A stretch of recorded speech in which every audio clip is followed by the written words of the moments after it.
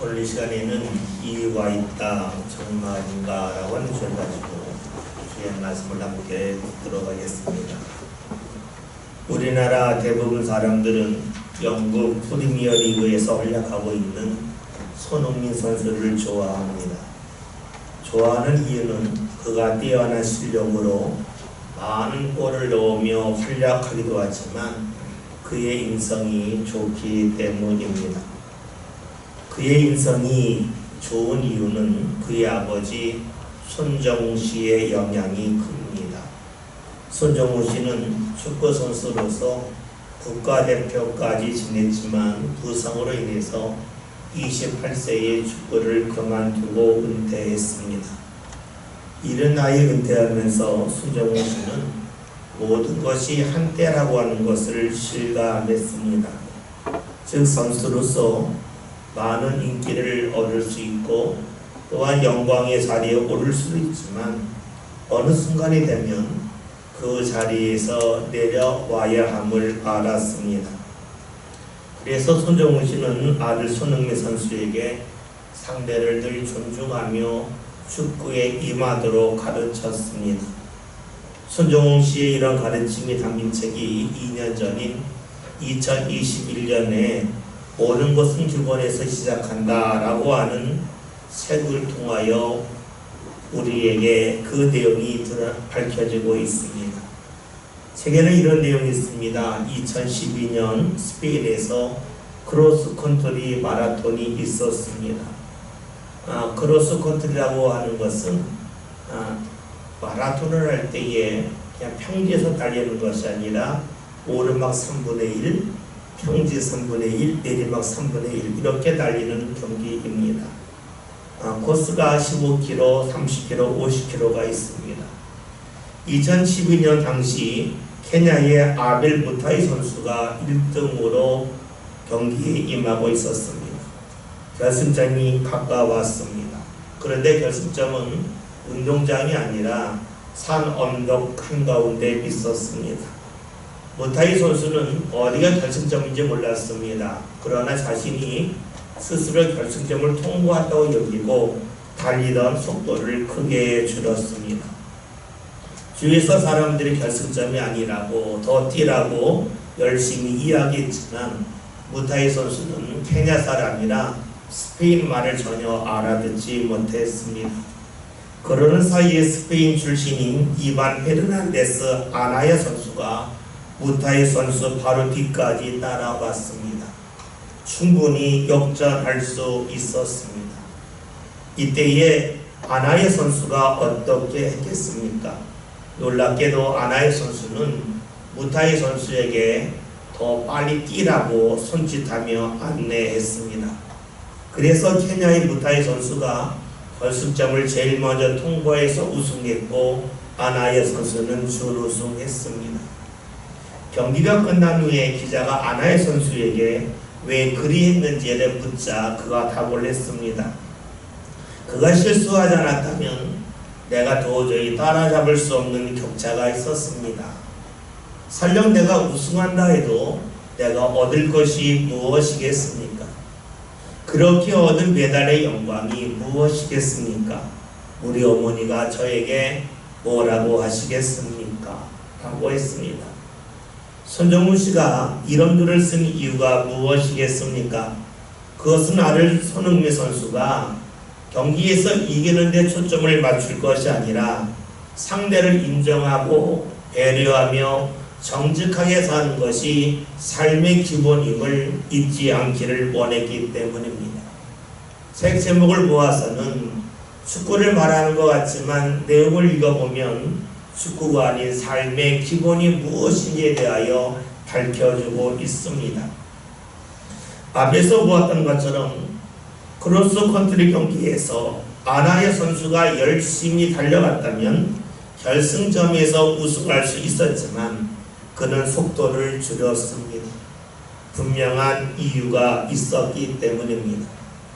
아나야 선수가 경기에 참여한 것은 다른 선수와 경쟁해서 이겨 내가 우승하면 좋겠다 하는데 초점이 있지 아니했습니다. 만약에 그리했다면 아나야 선수는 무타야 선수가 주저주저할 때에 그를 앞질러 갔을 것입니다. 그러나 아나야 선수는 그렇게 하지 않았습니다. 이 선수가 경기에 참여한 것은 자신이 최선을 다하는 것으로 족과라고 여겼기 때문입니다. 그에게는 등수가 중요하지 않았습니다. 다른 사람과의 경쟁에서 이기고 지고가 문제가 아니었습니다. 아나야 선수는 진정 자기의 삶을 살았습니다. 우리는 여기서 한 가지 물을 것이 있습니다. 만약에 우리가 아나야 선수라면 어떻게 했을까 하는 것입니다. 착각해서 속도를 줄이고 있는 무타야 선수에게 열심히 달리라고 말하겠습니까? 아니면 모른 척하고 그를 앞질러서 우승의 자리에 오르겠습니까? 무엇이든지 선택할 수가 있습니다. 우리가 선택할 때에 다른 사람과의 경쟁에서 승리하는 데 초점을 맞출 수도 있고 내가 옳다고 믿는 것에 초점을 맞출 수도 있습니다. 사람은 무엇을 하든지 간에 나름대로 이유가 있습니다. 이유는 다양합니다. 이유가 다양한 이유는 사람마다 초점을 두고 있는 것이 다르기 때문입니다. 그럴 때 물어야 될 것이 있습니다. 내가 어떤 이유를 가지고 어떤 행동을 했는데 그 이유가 당장에는 정당하겠지만 나중에도 정당할까 하는 것입니다. 지금 내가 이것 때문에 이런 이유 때문에 이런 행동을 했고 이런 말을 했다고 말하는데 나중에는 똑같이 그것을 이유로 말할 수 있을까 하는 것입니다. 그렇습니다. 사람은 무언가 할 때에 혹은 무언가 하지 아니할 때에 나름대로 이유가 있습니다. 같은 상황 속에서 사람마다 이유는 다릅니다. 초점을 맞추는 것이 다르기 때문입니다. 초점을 제대로 맞춘 사람은 지금 말한 이유를 나중에도 이어갈 수 있습니다. 즉 후회하지 않습니다. 화면에 초점을 제대로 맞추지 못한 사람은 지금 말한 이유를 나중에는 버릴 수밖에 없습니다. 즉 후회하며 살아갑니다. 여러분, 어떤 사람이 행복한 사람입니까? 후회가 많은 사람이겠습니까? 후회가 적은 사람이겠습니까? 그렇게 우리는 지금 내가 무언가 이유라고 말하는 것이 나중에 후회하지 않을 이유가 됐는지에 대하여 스스로 묻는 것이 중요합니다. 오늘 말씀에서는 야곱이 나옵니다. 형 에서의 미움을 받아서 그는 목숨의 위협을 느꼈습니다. 그래서 20년 전에 부모님 집을 떠나서 900km가 떨어진 외삼촌 나반의 집을 향하여 그는 걸어갔습니다. 가면서 그는 고민을 합니다. 낯선 곳에서 어떻게 살아야 할지, 그리고 그곳에서 내가 사람들을 만나면 어떻게 반응해야 될지 두려움이 가득했습니다. 그런 두려움 속에서 그는 베델에서 노숙을 합니다.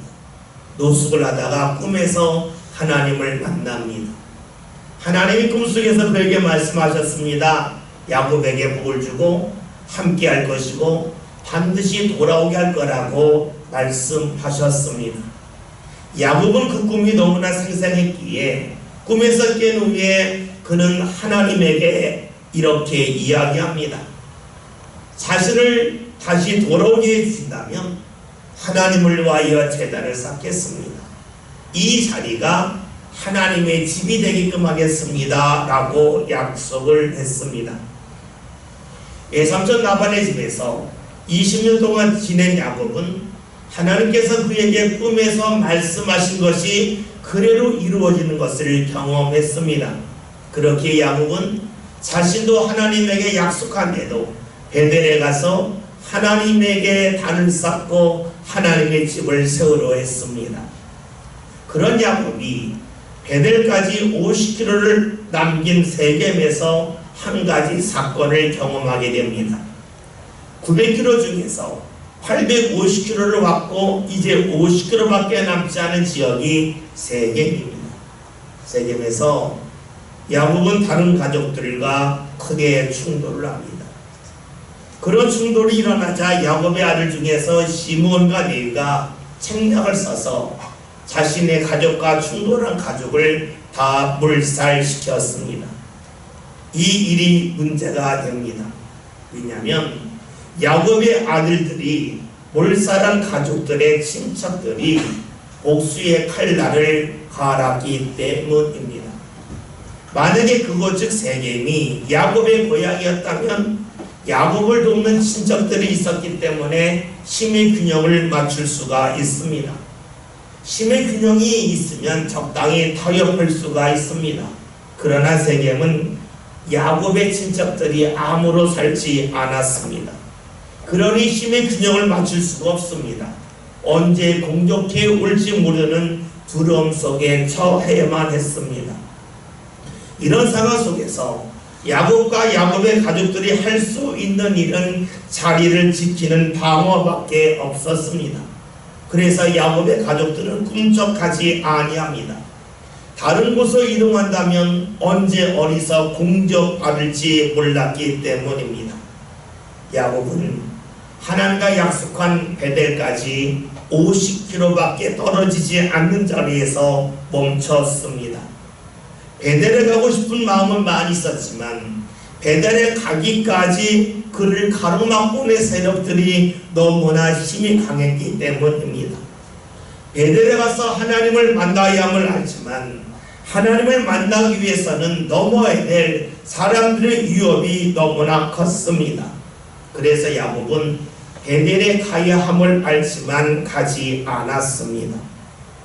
만약에 여러분이 야곱이라면 어떻게 하겠습니까? 아마 대부분이 야곱처럼 했을 겁니다.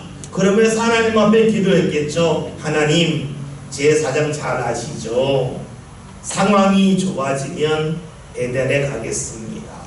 그러니 제 상황을 바꿔주세요 라고 기도했을 겁니다. 여러분, 이런 기도는 우리가 가장 자주 하는 기도 아닙니까? 하나님, 제 마음은 하나님 앞에 있는데 상황이 좋지 않아요. 상황을 바꿔주세요. 그래서 하나님 앞에 갈 수 있도록 도와주세요 라는 겁니다. 여러분, 이런 기도는 상황이 바뀌면 열심을 내겠다는 겁니다. 지금은 아니지만 나중에는 하겠다 하는 것입니다. 그러면 한 가지 물어봅시다. 야곱과 그의 가족을 향하여 복수의 칼날을 겨누는 그런 이들의 마음이 언제쯤이나 달라지겠습니까? 사실 답이 없습니다. 어쩌면 야곱은 하나님 앞에 원망했을런지 모릅니다. 하나님, 제가 하나님 앞에 가고 싶은데 상황이 좋지 않습니다. 하나님의 상황을 바꿔줘야 하나님 앞에 가지 않겠습니까? 하나님 뭐 하십니까? 하나님께 원망했을런지 모릅니다. 사실 이런 야곱의 마음은 상황이 달라지면 하나님을 만나기 위하여 몸을 움직이겠다는 것인데 이것은 누구나 쉽게 갖고 있는 마음입니다.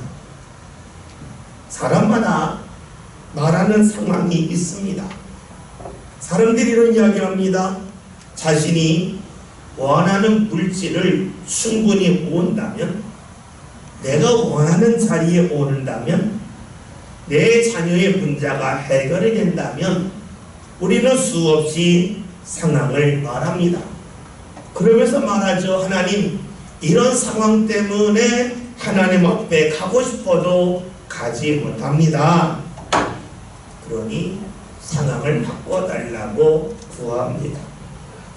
그런데 여러분, 그 이유가 나중에도 떳떳할 수 있겠습니까? 혹시 시간이 지나면 또 다른 이유를 말하면서 상황을 바꿔달라고 말하지 않겠습니까? 야곱은 하나님 앞에 갈 수 없는 이유를 말하면서 하나님 앞에 가지 않았습니다. 이런 야곱에게 하나님이 말씀을 하세요. 1절에 있는 말씀을 함께 봅니다. 하나님이 야곱에게 이르시되 일어나 내로 올라가서 거기 거주하며 내가 내 영의 에서를 쓰게 하여 도망하던 때에 내게 나타났던 하나님께 거기서 제단을 쌓아라 하시니라. 아멘. 하나님이 야곱에게 하신 말씀은 가혹해 보입니다. 하나님께서 분명 야곱이 처한 어려움을 아실 터인데 하나님께서는 야곱에게 약속을 지키기 위하여 베델로 가라고 말씀하시기 때문입니다. 왜 하나님께서 이런 말씀을 하시겠습니까? 지금 하나님이 이렇게 말씀하신 이유는 야곱에게 묻고 싶은 것이 있기 때문입니다. 그 물음은 어려운 상황이 해결되어야 하나님을 만나겠느냐, 아니면 어려운 상황 속에서도 하나님을 만나겠느냐 하는 물음입니다. 어려운 상황은 다른 말로 하면 삶의 문제요 어려움입니다. 즉 문제와 어려움이 해결되어서 여유롭고 평화로우면 하나님을 만나겠느냐, 아니면 문제가 가득함에도 불구하고 하나님을 만나겠느냐 하는 것입니다. 수많은 사람들이 말을 합니다. 내가 여유로워야 평화로워야 하나님을 만나는 것 아닙니까? 그러니까 내가 그때까지는 하나님을 만나지 않는다 할지라도 이해해야 한다고 주장을 합니다. 그렇다면 하나님은 그들에게 뭐라고 묻겠습니까? 두 가지를 묻습니다. 첫째는 네 몸이 아프고 힘들다면 하나님을 찾지 않겠느냐는 겁니다. 여러분, 몸이 아프면 평화롭지 않습니다. 내 상황이 어려우면 평화롭지 않습니다. 그러면 너는 몸이 아프고 상황이 어려울 때는 평화롭지 아니하니까 나를 찾지 않겠느냐라고 물을 겁니다. 여러분, 그렇기에 내 문제가 해결되어야, 즉 내가 평화로워야 하나님을 찾는다고 하는 것은 진정한 이유가 될 수 없습니다. 왜냐하면 우리는 아프면 내가 평화롭지 못해도 하나님을 찾아야 해요. 내가 힘들면, 내가 불편해도 하나님을 찾아야 해요. 그렇기에 평화로워야, 그리고 모든 문제가 해결되어야 하나님을 찾을 수 있다는 말은 옳은 말이 아닙니다. 하나님을 두 번째 물으실 겁니다. 문제가 해결되어야 하나님을 찾는다면 너는 너의 죄의 문제를 다 해결한 후에 나를 찾아야 되지 않겠냐 하는 겁니다. 다시 말하면 너 스스로 죄의 문제를 해결해서 너 스스로 천국에 와서 나를 만나야 되지 않겠냐라고 하나님이 물으실 겁니다. 그렇다면 우리가 굳이 예수님을 믿을 필요가 없습니다. 문제가 해결되어야 하나님을 찾을 수 있다고 하는 것은 진정한 이유가 될 수가 없습니다. 하나님이 야곱에게 베델로 올라가서 하나님 앞에 예배하라고 하는 것은 야곱의 상황을 모르기 때문이 아닙니다.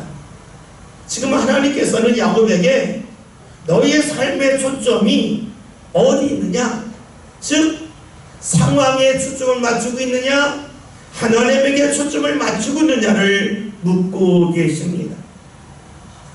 사실 이 말씀을 듣기 전까지 야곱은 눈에 보이는 것에 끌려 살았습니다. 눈에 보이는 상황에 따라서 움직였습니다. 그래서 막연히 상황이 좋아지면 내가 하나님 만나야지, 상황이 좋아지면 말씀대로 살고 하나님 찾아야지 했습니다. 그런데 말씀을 듣고 봤더니 자신이 상황을 보는 것이 아니라 상황에 끌려다니고 있는 자신을 발견했습니다. 입으로는 하나님을 믿는다고 고백하지만 실제로는 하나님을 믿는 것이 아님을 발견했습니다. 말씀을 통해서 자신의 속마음을 정확하게 보았습니다. 그 야곱이 무엇을 할까요? 2절부터 4절에는 말씀을 함께 봅니다.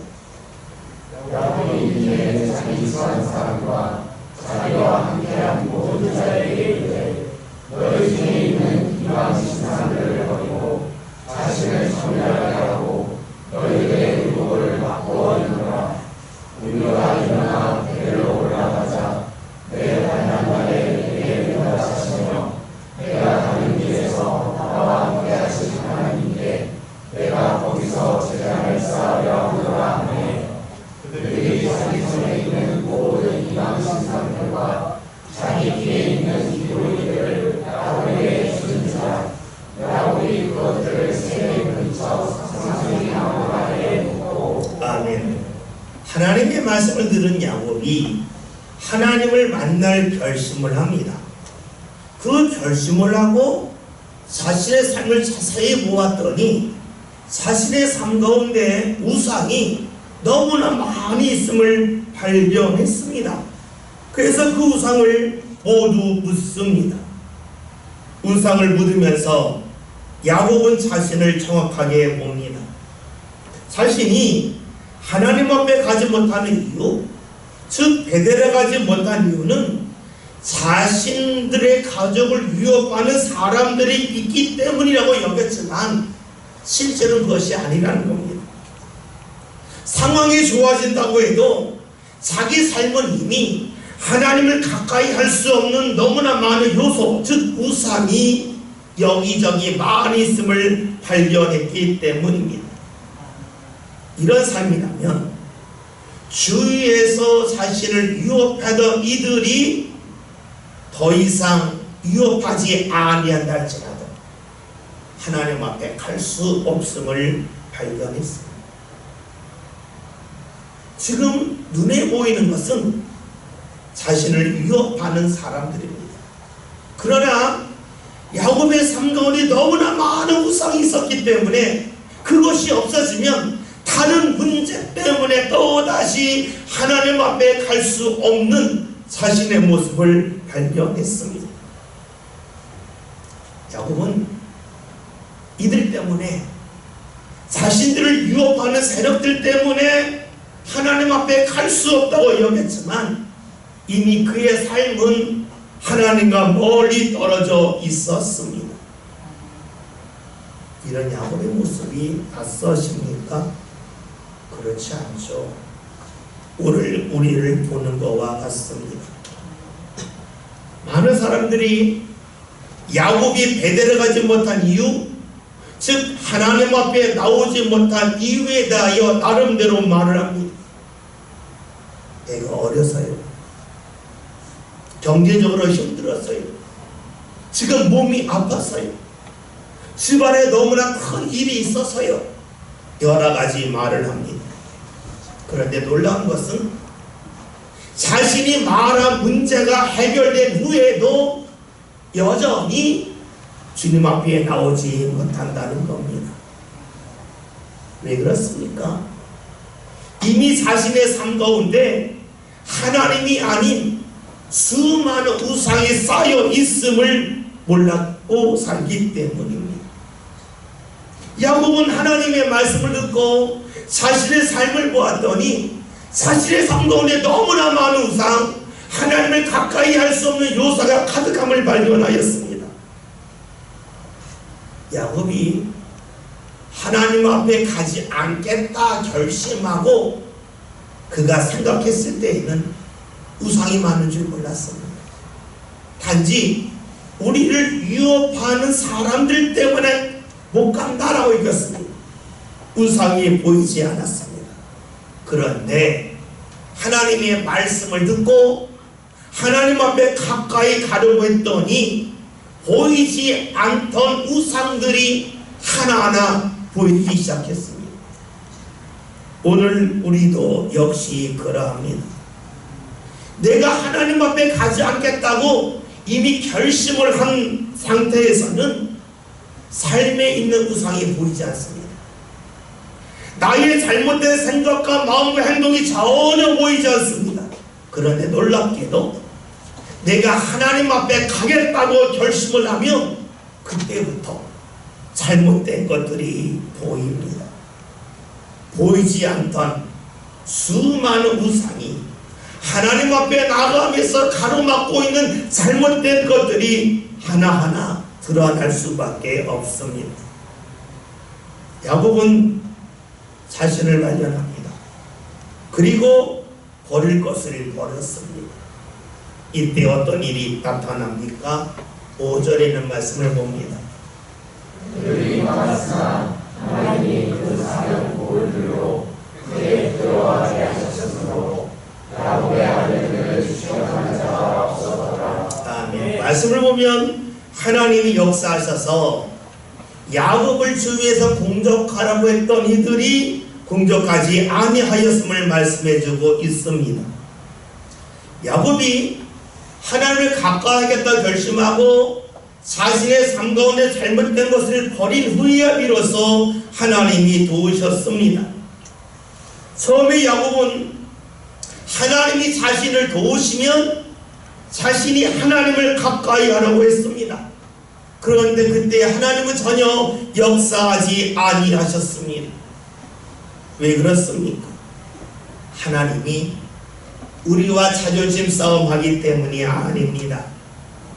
하나님이 우리에게 원하시는 것은 믿음이기 때문입니다.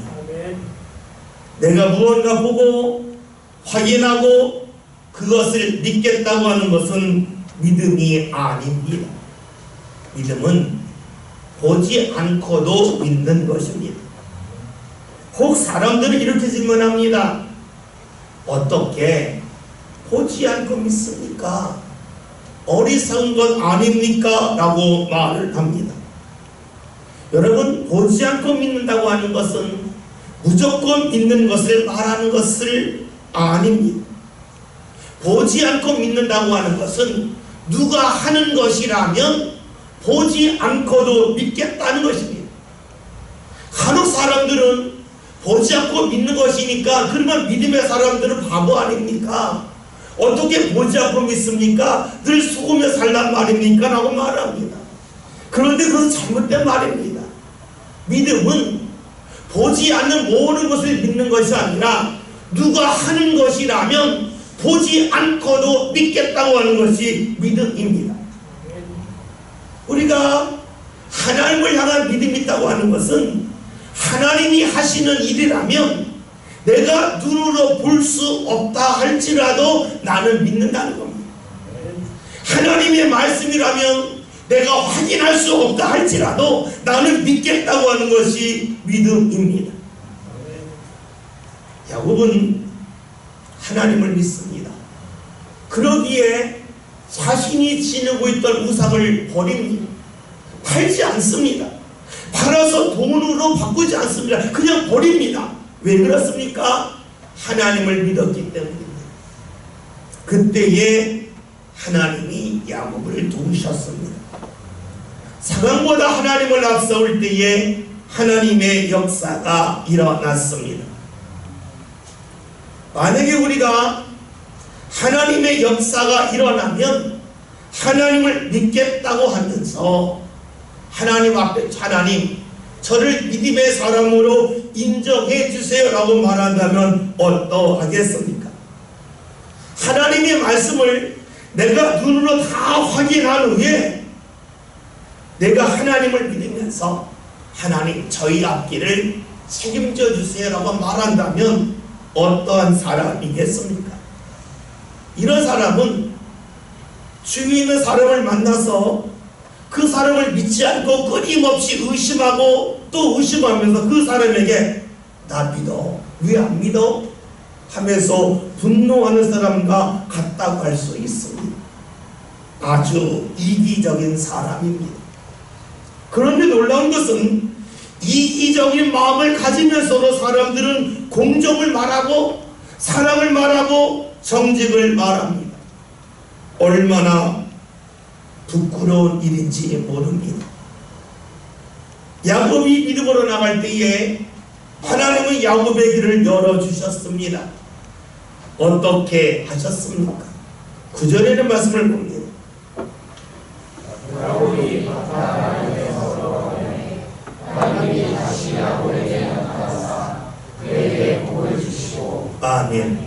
야곱이 상황이 아닌 하나님을 앞세울 때 하나님이 그에게 복을 주셨습니다.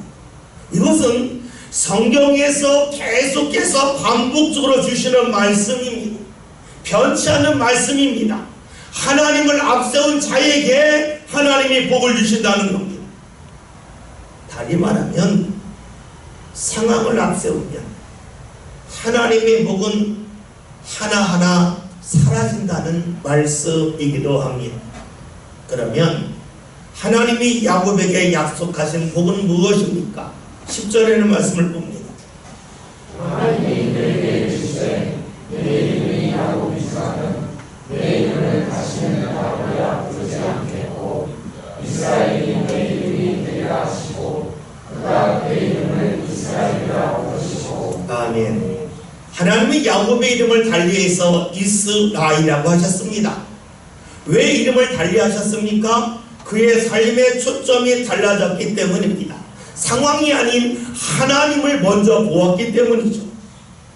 여러분 보세요. 저집 자녀들이 집에서 저한테 아버지라고 부릅니다. 그런데 교회에서는 목사님이라고 부릅니다. 왜 그렇습니까? 교회에서는 제가 아버지로 있는 것이 아니라 목사로 있기 때문입니다.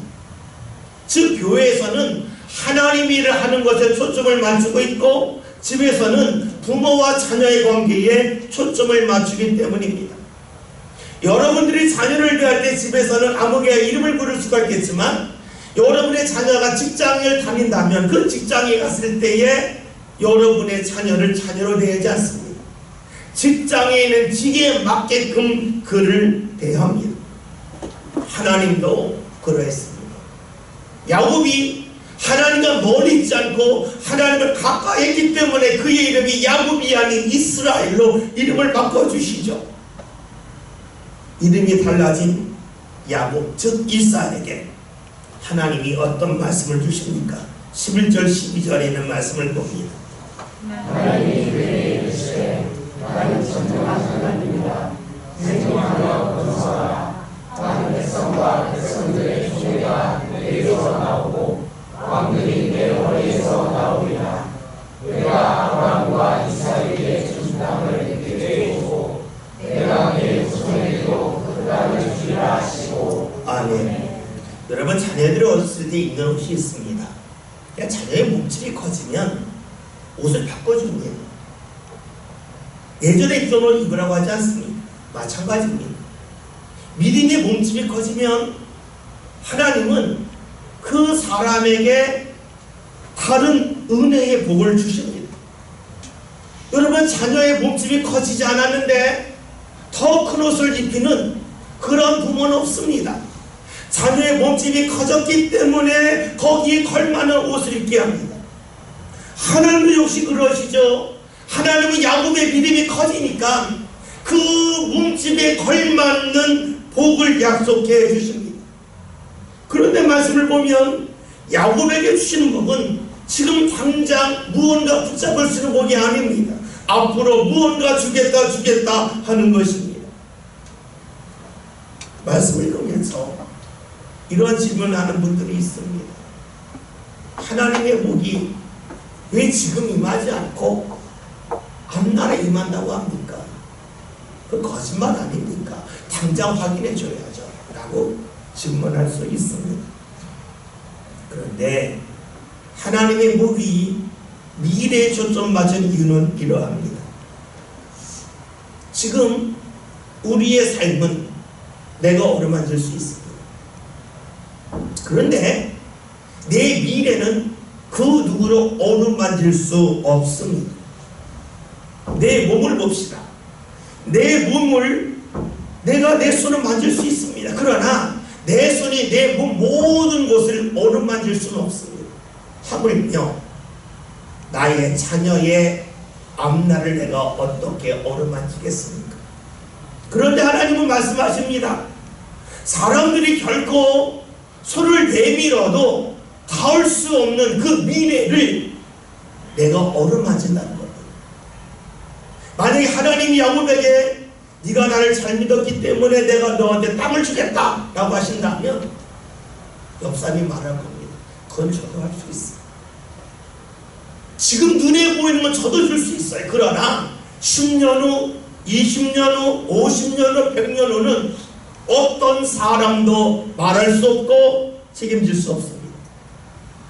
그러기에 하나님이 야곱에게 후손들에 대하여 약속의 말씀을 주신 것은 하나님이 힘이 없어서 능력이 없어 그러신 것이 아니라 너희의 손이 전혀 미치지 못하는 곳을 내가 어루만져 주시겠다고 하는 약속입니다. 우리가 왜 하나님을 믿습니까?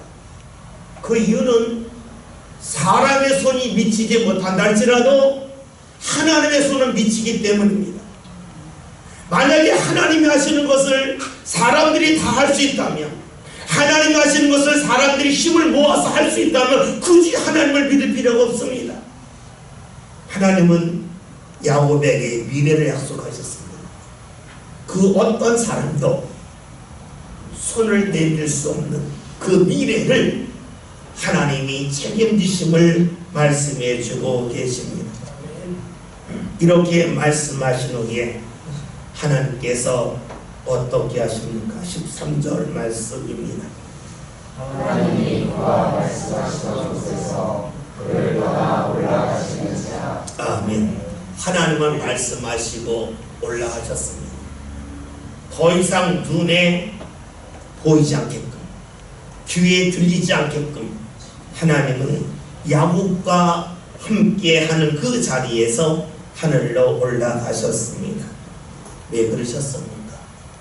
야곱이 하나님을 만난 그 경험을 삶 가운데 기억하며 믿음으로 살기를 원하시기 때문입니다. 하나님은 야곱이 하나님을 앞세울 때에 그에게 복된 말씀을 하셨습니다. 오늘 하나님은 우리에게로 그렇게 하십니다. 사람들은 물을 수 있어요. 하나님, 그래 저는 좀 봐주시죠. 저는 좀 예외를 해주시죠. 물을 수 있습니다. 그러나 잊지 맙시다. 하나님은 정직하신 분입니다. 누구도 예외가 아닙니다. 하나님은 상황이 아닌 하나님을 앞세우며 사는 사람에게 하나님의 은혜를, 하나님의 역사를 보여주십니다. 야곱이 하나님과 약속한 자리에 가지 않았었습니다. 분명 이유가 있습니다. 그러나 그 이유가 나중에도 이유가 될 만한 정말 중요한 이유였습니까? 아니었습니다. 그가 말한 이유는 한순간 모면하기 위한 이유였습니다. 오늘 우리들이 하나님 앞에서 어떤 모습으로 있습니까? 하나님 앞에 나와야 될 이유도 있고 하나님 앞에 나오지 못하는 이유도 있습니다. 그런데 그 이유가 나중에도 정말이라고 말할 수 있습니까? 혹여나 나중에 크게 후회하며 내가 왜 그런 이유를 말했을까 하지 않겠습니까? 그러하다면 우리의 삶은 안타까운 삶이 될 겁니다. 후회가 가득한 삶이 될 것입니다. 무언가 행할 때에는 이유가 있습니다. 그 이유가 지금에만 해당되고 통용되는 이유가 아니라 나중에도 똑같이 말할 수 있는 이유, 통용될 수 있는 이유가 우리에게 있었으면 좋겠습니다. 그럴 때 비로소 우리는 후회하지 않는 삶을 살 것입니다. 예수님이 십자가를 지시고자 했을 때에 사람들은 이해할 수 없었습니다. 왜 그렇게 하는지 이유를 몰랐습니다. 그러나 예수님은 그렇게 하셨습니다. 왜요? 그 이유가 정당했기 때문입니다. 예수님은 이 세상에 왜 오셨는가 늘 잊지 않으셨습니다. 그래서 십자가를 지셨습니다. 십자가를 이유를 잊지 아니하셨습니다. 오늘 저와 여러분 삶 가운데 수많은 이유가 있습니다. 물읍시다. 정말 그것이 이유일까? 정말일까? 물읍시다. 그리고 우리의 삶이 나중에도 후회하지 않은 삶을 살고자 주님 앞에서 상황이 아닌 하나님을 앞세울 수 있는 믿음의 삶 함께 살아갈 수 있기를 주의 이름으로 기원드립니다.